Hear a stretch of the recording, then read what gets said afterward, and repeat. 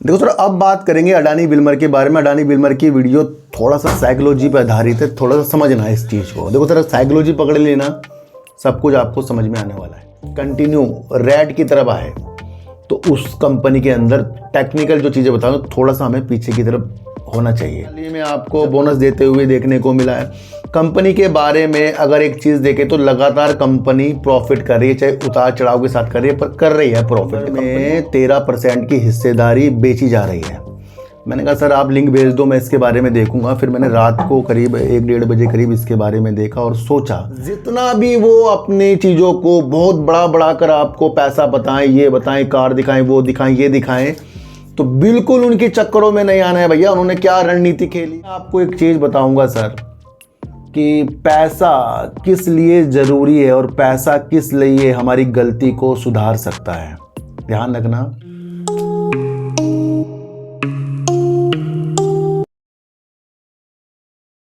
नमस्कार, मैं स्वागत करता हूं आपका अपने ही चैनल पर, जिसका नाम है सार्थक बाजार से। आज बात करेंगे अडानी विल्मर की। लोग कह रहे हैं सर अडानी विल्मर में से 13% की हिस्सेदारी बिक रही है। साइकोलॉजी लगाएंगे और देखेंगे क्या चीज़ें हमें अडानी विल्मर में देखने को मिलेगी। बात करेंगे NHPC की और बात करेंगे sir Rama steel and tube की। इसलिए बात करेंगे क्योंकि हमारे प्यारे ज्वाइनकर्ता ने हमारे लिए एक संदेश भेजा और उन्होंने कहा सर रामा स्टील ट्यूब के बारे में थोड़ा सा तो बताओ सर। देखो सर, है तो पेनी स्टॉक है, फिर भी इसके बारे में आज हम कुछ चीज़ें तलाश करेंगे, जिस फैक्ट के अनुसार, तथ्यों के अनुसार कुछ आगे की चीज़ें हम इसके अंदर तलाश कर सकते हैं, है ना। एक बात और मैं आपको बता दूं कि मेरा कोई भी मकसद, अगर मैं किसी भी शेयर की वीडियो बना रहा हूं, किसी को ख़रीदने बेचने की चीज़ें नहीं बता रहा हूं। दो तरीक़ों से यूट्यूब में वीडियो बनती है। एक तो टारगेट सेट किए जाते हैं, दूसरा टारगेट के अंदर आपको फंसाया जाता है, तीसरा उसके अंदर से आपको लालच देकर आपको करोड़पति बनाया जाता है। और दूसरी एनालाइज ये होती है कि जो भी शेयर आप लेने वाले हैं, पहले उसके बारे में हमें हर चीज़ परखना, जानना, साइकोलॉजी को जानना, जो न्यूज़ आ रही है उसको जानना, जो कंपनी है उसको जानना। उसके द्वारा जो चीज़ें होती हैं भैया, वो तो यहाँ पर मिलेगी आपको, है ना। क्योंकि यहाँ पर जो भी चीज़ें होती हैं बारीकी से उसकी एनालाइज होती है। जब कल मैंने आपके लिए JP एसोसिएट के ऊपर उसकी चीज़ें समझाई, किस किस को वो चीज़ें समझ में आई है, क्योंकि अडानी की नज़र जो है सीमेंट के कारोबार में है। और उसके अंदर से आपको पता ही है JP एसोसिएट का जो सीमेंट का कारोबार है, पहले डालमिया भारत लेने की चीज़ों के साथ था, तो वही न्यूज़ से उसके अंदर अपर सर्किट लगे थे ना। तो वो भी आपको मैंने कल बहुत बेहतरीन तरीके से समझा दिया है। वोडाफोन आइडिया के अंदर भी काफ़ी अच्छे तरीके से कल भी मैंने आपको समझा दिया है। रणनीतियाँ समझने में ही लगी रहेगी। देखो सर, एक चीज़ तो मैं आपको बता दूं, सीमेंट के कारोबार वाली कंपनियां जो अच्छी हैं वो हमेशा प्रोग्रेस में ही रहेगी, जो अच्छा आगे की अपनी चीज़ें बता रही हैं, जैसे अंबुजा, ACC, JK सीमेंट। इन सारी चीज़ों के अंदर अच्छी चीज़ें हैं, क्योंकि इंफ्रास्ट्रक्चर ज़्यादा से ज़्यादा जहाँ भी डेवलप होते जाएगा, ज़्यादा से ज़्यादा मकान जहाँ बनते जाएंगे, पुल बनते जाएंगे, सबके अंदर विशेष तौर पर सीमेंट की तो चीज़ें आपको देखने को मिलेगी। तो ये एक इम्पोर्टेंट चीज़ हो जाती है। और आज हमारा सार्थक यानी भतीजा जो हमारा हरिद्वार की तरफ इनकी कोई कंपनी का प्लांट है या ऑफिस है, अंबुजा सीमेंट का, तो आज वो देखने के लिए वो स्कूल की तरफ से वहाँ पर गए थे ना। तो जो वो कोर्स कर रहे हैं उसकी तरफ से वहाँ पर उन्हें ले जाया गया था और मैंने देखने को मिला वहाँ पर लिखा था अडानी सीमेंट। तो ये एक विशेष तौर पर ये भी एक नॉलेज हो जाती है, हाँ भैया इनके कारोबार में अलग अलग तरीक़ों से चीज़ें होती जा रही हैं, तो वो भी आपको समझना पड़ेगा। अब मैं आपको एक चीज़ बताऊँगा सर, कि पैसा किस लिए ज़रूरी है और पैसा किस लिए हमारी गलती को सुधार सकता है। ध्यान रखना, शेयर मार्केट में ज़्यादा पैसा और पैसा होना बहुत ही वैल्यूबल चीज़ है। ये मैं आपको बता रहा हूँ। ये इसलिए बता रहा हूँ कि अगर आप अपनी गलतियों को सुधारोगे, दो तरीके से सुधार सकते हो। या तो अपनी आदतों को आपको सुधारना पड़ेगा और वो ज़रूरी है, लाजमी है। दूसरा, आपके पास पैसा होना चाहिए। आपने पहले कोई भी चीज़ करके लॉस कर दिया, अब ये तो है नहीं कि आपका लॉस हो गया और आपने बुक भी कर लिया और वो पैसा आपको बिना कुछ ट्रेड लिए, बिना कुछ इन्वेस्टमेंट किए मिल जाएगा। मिलेगा नहीं। वो कब मिलेगा? जब आपके पास पैसा होगा। अब ज़रूरी नहीं कि जिस शेयर में आपका पैसा डूबा उससे आपका पैसा बनेगा। भैया। और से जब आपने एक शेयर के अंदर पैसा डुबा दिया तो दोबारा उस शेयर के अंदर जाने की प्रतिक्रिया बिल्कुल भी मत करना, क्योंकि फिर अगर आपकी प्रतिक्रिया उस शेयर के अंदर जाने के लिए बनी है तो वो पहले भी बन सकती थी, फिर आपने बुक क्यों किया। तो अपनी गलती के अंदर सुधारने की चीज़ों के साथ आता है पैसा, और ये पैसा बहुत इंपॉर्टेंट है।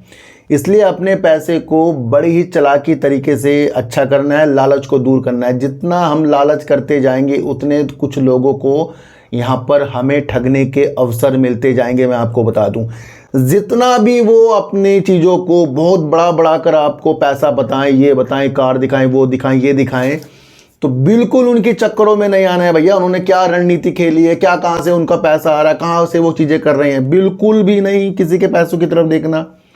अब गलतियों के ऊपर बात हो रही, तो गलतियाँ कैसे सुधारी जाएंगी। जैसे देखो सर, हमारा लॉस हो गया मार्केट में, अगर आपको पैसा मार्केट से वापस करना है तो फिर क्या करना पड़ेगा, फिर हमारे पास और पैसा होना चाहिए भाई, चाहे आप इन्वेस्टमेंट करो चाहे कुछ करो।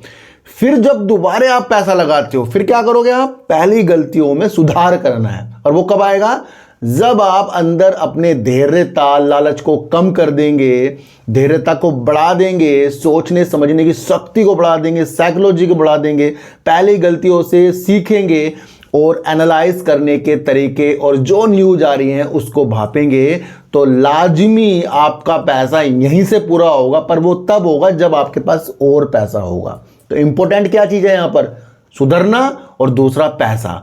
अपनी गलतियों को सुधारने का मौका आपको आपका पैसा देगा, ये आज लिख लेना भैया। कोई नहीं इस तरीके से डेवलप करेगा, अंदरूनी डेवलप जितना ज़्यादा हम हो जाएंगे उतना अच्छा तरीके से हम आगे जाएंगे। तो अपनी गलतियों का सुधार हमारा पैसा करेगा, इसलिए पैसे को बचा कर रखें। जब आप प्रॉफिट में होते हैं और उस प्रॉफिट को आप ले लेते हैं तो उत्साहित होकर जल्दीबाजी में फिर से पैसा लगाने वाली रणनीतियों में न आना, क्योंकि तो पूरी ज़िंदगी चीज़ें चलती रहेंगी।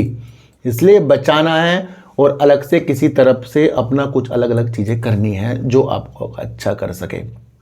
देखो सर, गलत चीज़ हमें 1 2 दिन, महीने, 2 महीने, साल भर तक के कुछ चीज़ें करके जाएंगी, पर वो है तो गलत, है तो वो गलत ना। अच्छा कब होगा, जब हम अच्छे तरीके से पैसे कमाएंगे, उस अच्छे तरीके से पैसे भी कुछ हम बचाएंगे।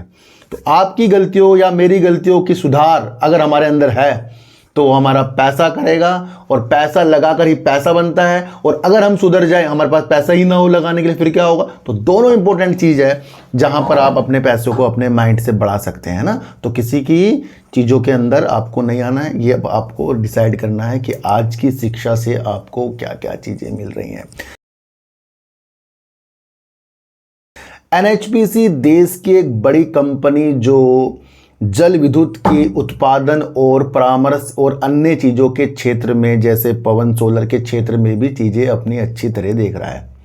हाल ही में इसका 1-2 हफ्ते से शेयर तेजी के संकेतों के साथ मिला। काफ़ी दिनों तक इसका शेयर 100 रुपये में ही टहलता रहा, पर अचानक से इसके शेयर ने तेजी के संकेत दिखाए और फिर सबकी नज़रों में वो चीज़ें आई।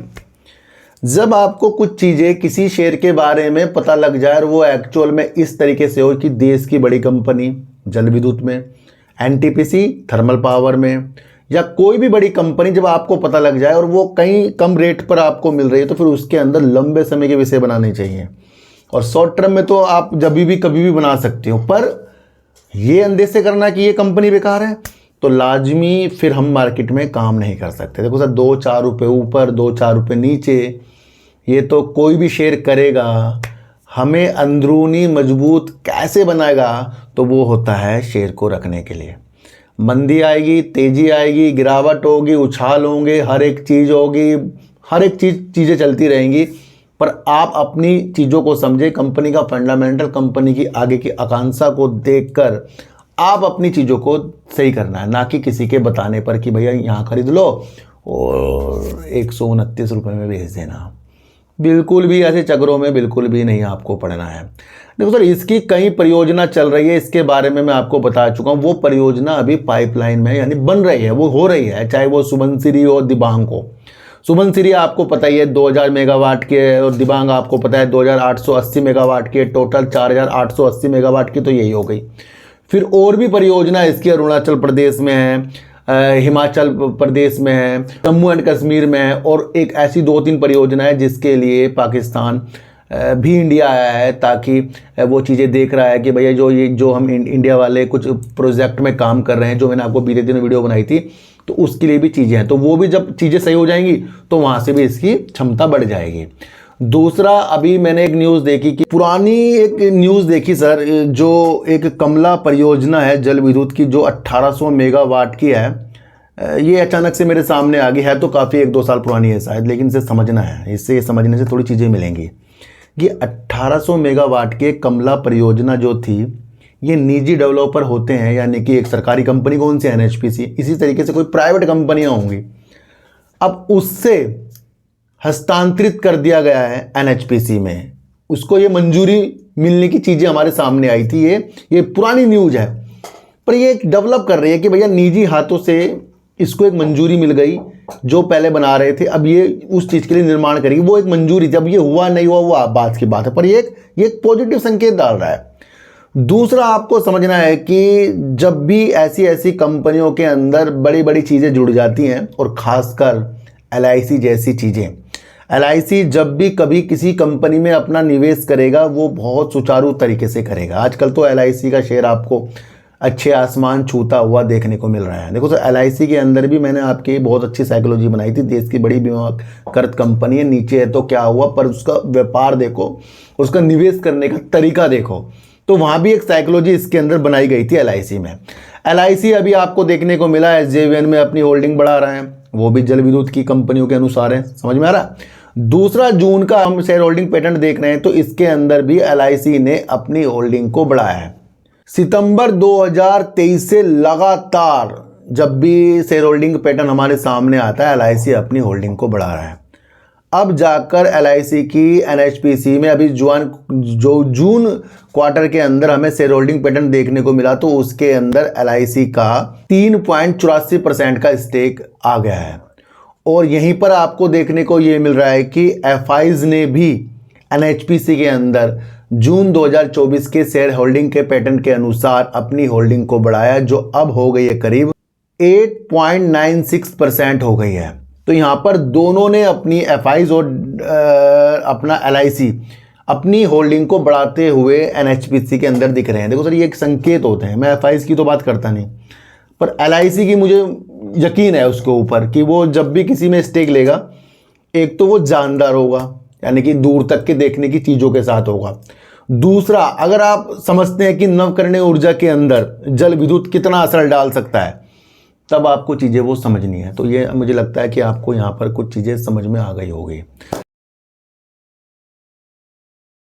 अब बात करेंगे रामा स्टील के बारे में। काफ़ी लोग कह रहे हैं सर इसके ऊपर एक वीडियो बनाओ। सर, रामा स्टील आपको पता है कि स्टील के पाइप हो गए, पीवीसी हो गए, जीआई पाइप, इस तरीके से उत्पादन करता है। और देखने को ये मिला है कि ये ज़्यादा से ज़्यादा अन्य देशों में भी निर्यात करता है, जैसे कि यूनाइटेड किंगडम हो गया, संयुक्त अरब अमीरात हो गया, श्रीलंका हो गया, इथोपिया हो गया, युगांडा हो गया, केनिया हो गया। इन देशों में ये अपनी चीज़ों को निर्यात करता है, यानी कि कंपनी अपना माल बनाकर बाहर की तरफ भेजती है। तो ये भी एक इसके अंदर अच्छी चीज़ हमें देखने को मिल रही है। कंपनी के पास 3 विनिर्माण प्लांट है और चौथे प्लांट के लिए ये काम कर रहे हैं, तो ये भी एक पॉजिटिव संकेत है। वित्त वर्ष 2023 में कंपनी ने करीब 30,000 MTPA की क्षमता जोड़ी है, तो ये भी एक पॉजिटिव संकेत है। वित्त वर्ष 2025 में जो अब चल रहा है, कंपनी की मंशा काफ़ी जानदार है।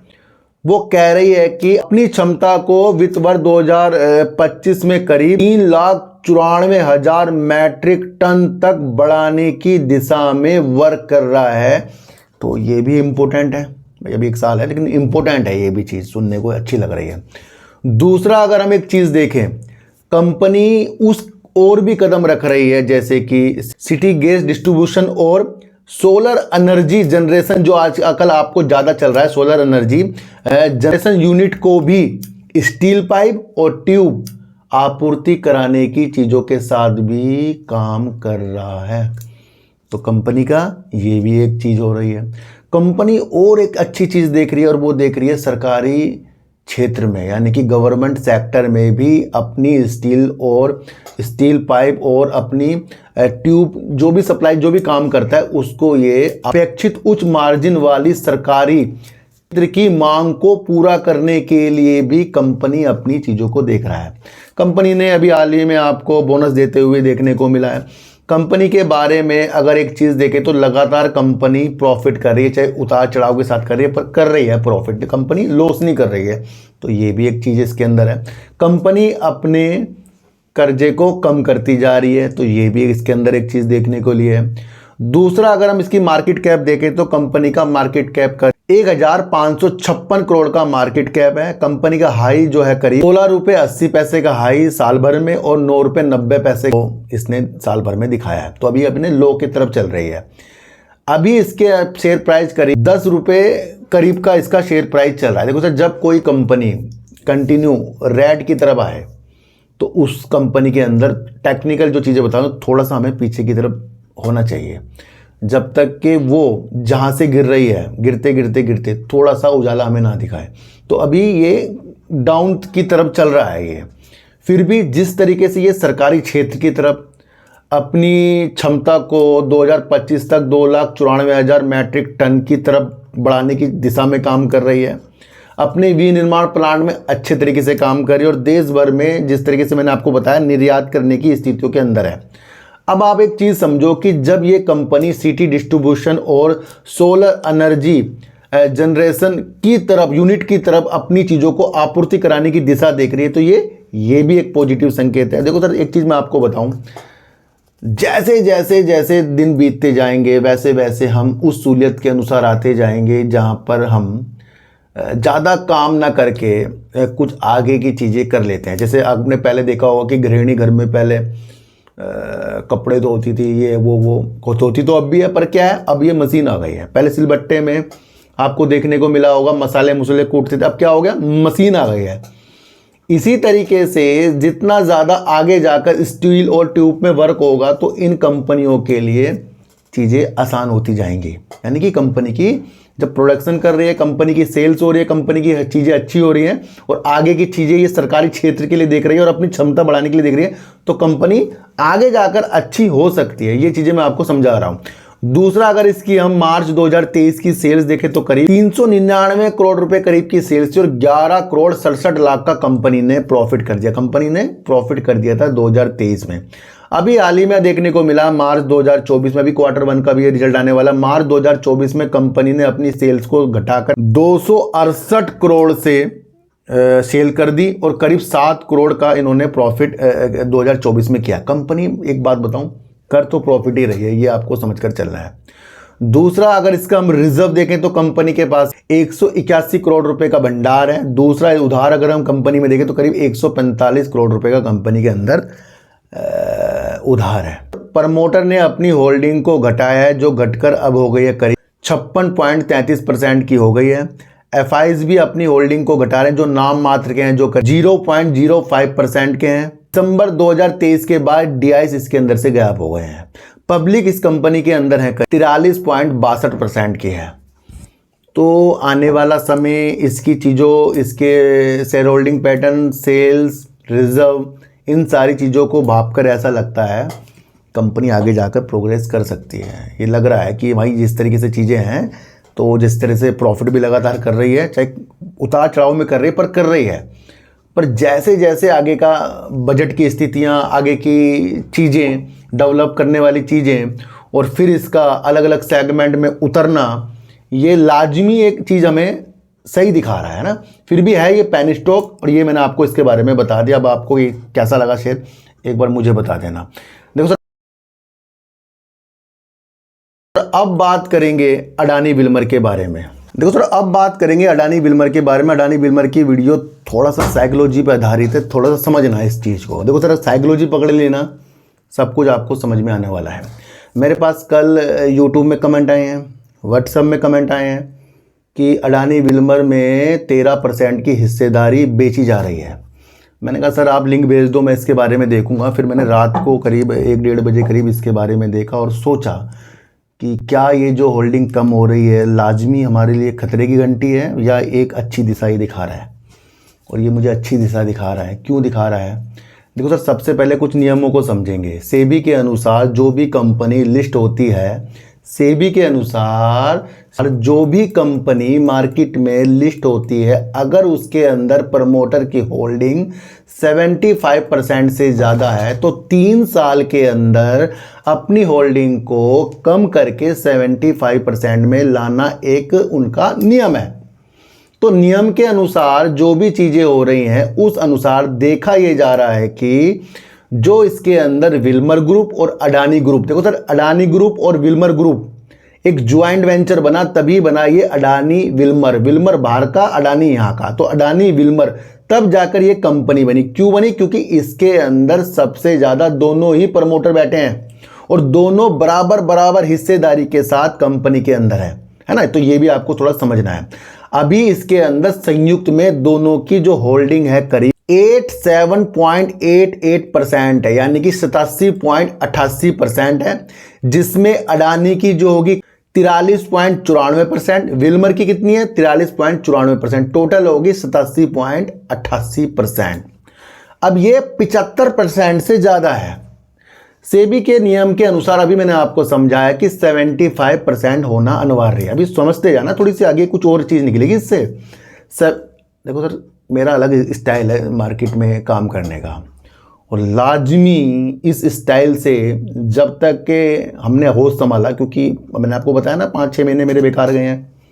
हमने किसी की वीडियो देखी, उनके हिसाब से शेयर खरीदे हैं, तो वो तो दबे हुए शेयर है हमारे, वो तो मैं कबूल ही कुछ उसको कर रहा हूँ। पर आगे की जो दिशा हमारी है वो बिल्कुल से बिल्कुल सही हो रही है ना। तो वो चीज़ें समझना। अब आगे मैं उसकी साइकोलॉजी बताऊँगा आपको। सेबी के अनुसार 75% की हिस्सेदारी जो भी लिस्टिंग होती है 3 साल के अंदर होनी चाहिए। अगर वो ज़्यादा है तो 75% होनी चाहिए। अभी अडानी ग्रुप के पास इसको कम करने के लिए फरवरी तक का समय है ना। अभी तो फरवरी काफ़ी दूर है। और उससे पहले एक न्यूज़ निकल कर आया कि दोनों संयुक्त रूप से, संयुक्त उद्यम से, यानी कि दोनों बराबर बराबर एक तरीके से 13% की हिस्सेदारी जो बैठती है करीब $670 मिलियन। ये चीज़ें सुनते ही लोग घबरा गए। देखो सर, ये जो भी अगर होल्डिंग इस तरीके से निकालेंगे, विचार हो रहा है, ये भी विचार हो रहा है क्योंकि सेबी के रूल है, तो अगर ये निकालेंगे तो ये कोई टेंशन वाली चीज़ नहीं है।